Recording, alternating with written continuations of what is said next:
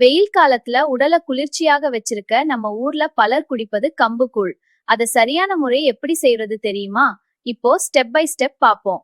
கம்பு கூழ் செய்ய தேவையான பொருட்கள்: கம்பு 1 கப், தண்ணீர் தேவையான அளவு, உப்பு சிறிதளவு, மோர் அல்லது புளித்த தயிர் 1 கப், சின்ன வெங்காயம் நறுக்கியது, பச்சை மிளகாய் நறுக்கியது. இவைகள் போதும். முதலில் கம்பை நன்றாக கழுவ வேண்டும். அதற்கு பிறகு இரவு முழுவதும் தண்ணீரில் ஊற வைக்கலாம். இதனால் குக்கிங் ஈஸி, டைஜஷன் நல்லது. அடுத்த நாள் ஊறிய கம்ப மிக்சியில கொஞ்சம் தண்ணி சேர்த்து சிறிது குருட்டாக அரைச்சு கொள்ள வேண்டும். இப்போ ஒரு பாத்திரத்தில் அரைச்ச கம்பு மாவை தண்ணீர் சேர்த்து நன்றாக கலக்க வேண்டும். அதற்கு பிறகு மிதமான தீயில் கட்டி ஆகாமல் கலக்கிக் கொண்டே சமைக்க வேண்டும். சில நிமிஷங்களில் கம்பு கெட்டியான கூழ் மாதிரி ஆகும். அப்போ அதை இறக்கி நல்லா குளிர வைக்க வேண்டும். நம்ம ஊர்ல பலர் இத ஒரு இரவு புளிக்க வைப்பார்கள். இதனால ப்ரோபயோட்டிக் டைஜஷனுக்கு நல்லது.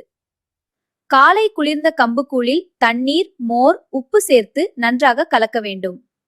இப்போ மேலே சின்ன வெங்காயம், பச்சை மிளகாய் சேர்த்தால் கம்பு கூழ் ரெடி. கம்புக்கூழ் உடலை குளிர்ச்சியாக வைத்திருக்கிறது, எனர்ஜி தருகிறது, டைஜஷனுக்கு நல்லது. அதனால் வெயில் காலத்தில் இது ஒரு சூப்பர் ட்ரெடிஷனல் ஹெல்தி ட்ரிங்க்.